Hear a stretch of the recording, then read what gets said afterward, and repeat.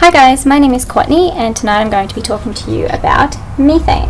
Now I've included this little guy here because the first thing that most people think about when we mention methane is cows, and they're right in thinking about that because a lot of methane is produced by rudimentary animals, or rather by the bacteria in the gut of rudimentary animals breaking down cellulose.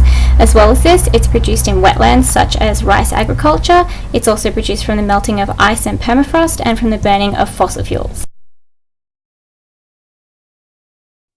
Methane is a significant interest of mine because I'm very interested in global warming and climate change. However, I think that it's an important molecule for everybody to know about because everybody is affected by global warming and by climate change.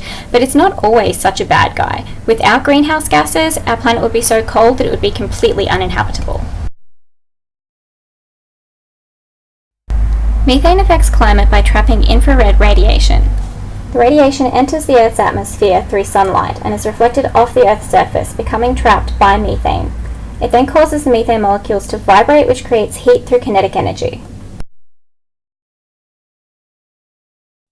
Methane is able to trap radiation because of the strong bonds in its tetrahedral structure.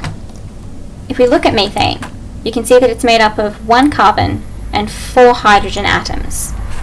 When we consider the electrons within carbon and hydrogen, we can see that carbon has a valency of 4 and needs 4 extra electrons to fill its outside orbital, and hydrogen has a valency of 1 and only needs 1 electron to fill its orbital.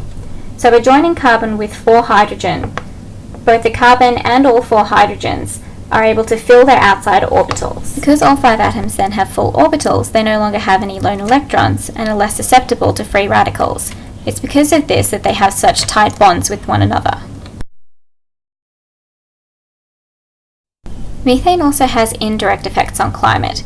It has an atmospheric life of about 12 years, and when it is finally oxidized, it's transformed into carbon dioxide and water vapor, both of which are also greenhouse gases.